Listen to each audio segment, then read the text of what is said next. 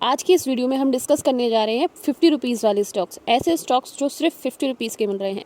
यहाँ पर हम प्राइस वैल्यू के बेसिस पर बात नहीं कर रहे हैं, यानी कि आप लोगों को लगेगा सस्ते स्टॉक्स हैं तो हम बहुत जल्दी इनको खरीद लेते हैं या फिर हम अपने पोर्टफोलियो में इनको ऐड कर लेते हैं, लेकिन ऐसा नहीं है। ये स्टॉक्स की हम बात करें तो ये 50 रुपीज़ के अंदर बहुत ही वैल्यूएबल स्टॉक हैं जो कि आगे जाके आपको मल्टी बैगर रिटर्न प्रोवाइड करवा सकते हैं। क्योंकि अगर इनके फंडामेंटल्स की बात करें, फंडामेंटल बहुत ही स्ट्रॉन्ग है, साथ ही साथ इनका जो वर्क है वो ऐसा वर्क है जो चलता रहेगा और साथ में इसमें आपको कंपाउंडिंग देखने को मिल सकती है इनके कामकाज में, क्योंकि इनकी डिमांड बहुत ज़्यादा है इनके काम की। साथ ही साथ बहुत सालों से चलता हुआ इनका बिजनेस है, यानी कि एक स्ट्रॉन्ग कंपनीज है ये। तो यहाँ पर हम लगभग 6 कंपनीज डिस्कस करेंगे। सारी कंपनी बहुत ही अच्छी कंपनी है on the basis of their fundamentals हो, चाहे उनके अगर हम जो इनके क्वार्टरली रिजल्ट्स हैं उनके बेसिस पर अगर देखें, चाहे वो बिजनेस के बेसिस पर देखें, किसी के भी बेसिस पर देखें, सारी ही कंपनियाँ टॉप रेटेड कंपनियाँ हैं। सो बिना किसी देरी के हम टॉप 6 स्टॉक्स को देख लेते हैं। वो कौन कौन से टॉप 6 स्टॉक्स हैं जो कि अंडर ₹50 होने वाले हैं। सो पहले स्टॉक की तरफ हम लोग चल लेते हैं। अगर पहले स्टॉक की मैं बात करूँ तो 21 रुपीज़ का स्टॉक है, सिर्फ 21 रुपीज़ का स्टॉक, और आप देख सकते हैं यहाँ पर एक दिन में ये 4.18% से ऊपर गया है।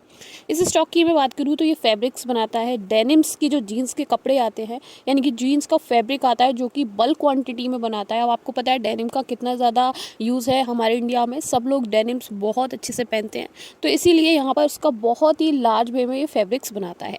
कंपनी का नाम है विशाल फैब्रिक लिमिटेड। और अगर मैं बात करूँ तो ये यार्न भी बनाता है, तो डाइड यार्न बनाता है और डेनिम के फैब्रिक्स बनाता है, और साथ ही साथ अदर काम भी ये करता है। टेक्सटाइल का प्रोडक्शन का भी इसका काम है, लेकिन मेन जो बिजनेस है वो डेनिम की जो फैब्रिक्स है उनको लार्ज क्वांटिटी में बनाती है ये कंपनी।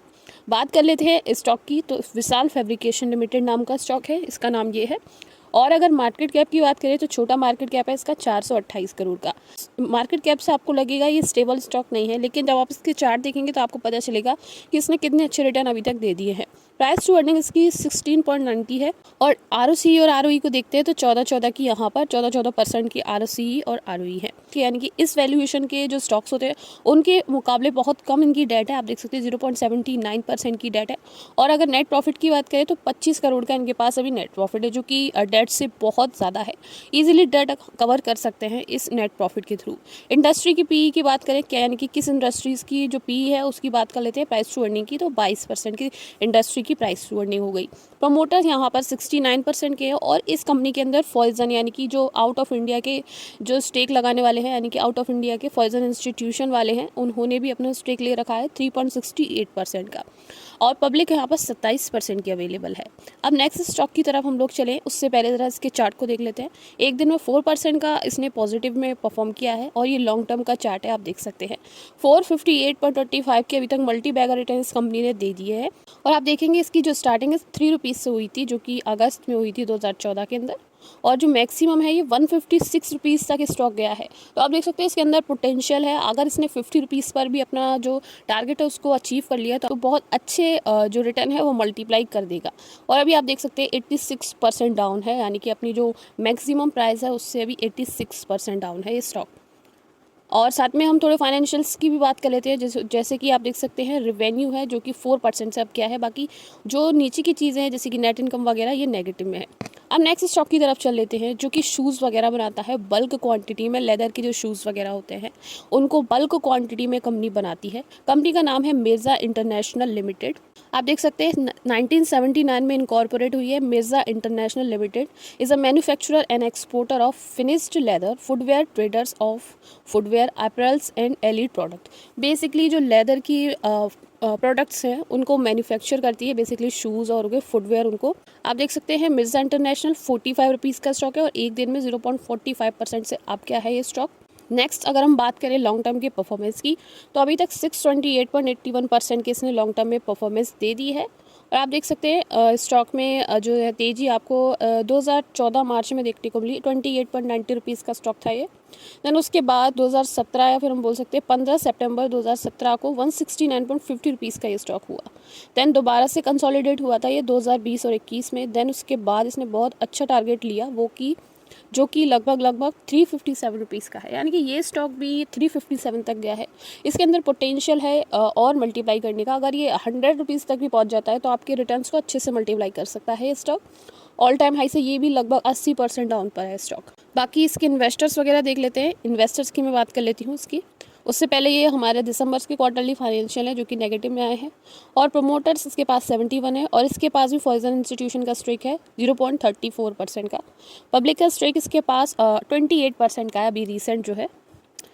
अब नेक्स्ट स्टॉक की तरफ चलेते हैं जो कि 1991 में इनकॉर्पोरेट हुई है। एसएल लिमिटेड उस स्टॉक का नाम है। Is in the business of IT services, animation, engineering, reality and academic businesses, यानी कि आईटी सर्विसेज प्रोवाइड करवाती है कंपनी एसएल। साथ ही साथ एनिमेशन का भी काम करती है, इंजीनियरिंग और रियलिटी एकेडमिक बिजनेस का भी ये कामकाज करती है।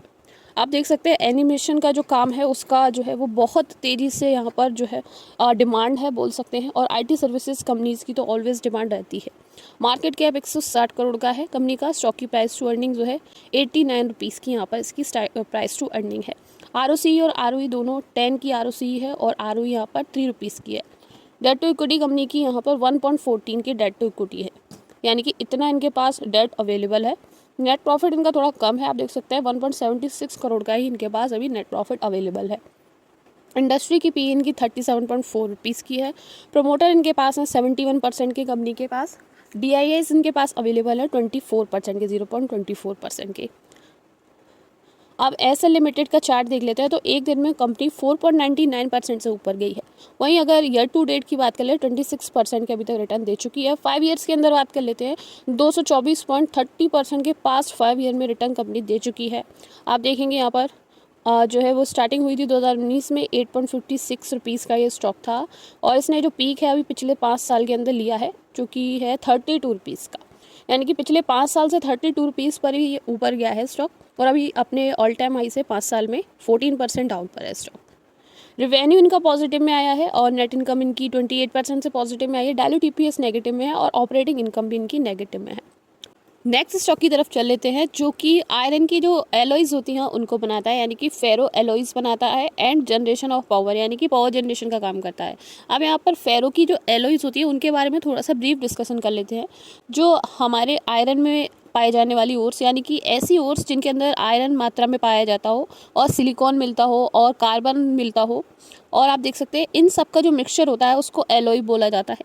अब बेसिकली यहाँ पर ये जो चीज़ें हैं किस चीज़ में काम आती है फेरो एलॉय की अगर मैं बात करूँ तो बेसिकली इनको हम एल्यूमिनियम को एक्सट्रैक्ट करने के लिए, सिलिकॉन एक्सट्रैक्ट करने के लिए, मैग्नीज एक्सट्रैक्ट करने के लिए एलॉयज़ के अंदर से इनको यूज़ किया जाता है। साथ ही साथ ये स्टील्स वगैरह बनाने में, कास्ट आयरन बनता है उनको बनाने में और बहुत सारे आयरन के प्रोडक्ट बनाने में बेसिकली इनको यूज़ किया जाता है। तो ये काम है इस कंपनी का। आप देख सकते हैं यहाँ पर इसका मार्केट कैप 406 करोड़ का है और आप देख सकते हैं प्राइस टू अर्निंग इसकी 41.8 की है।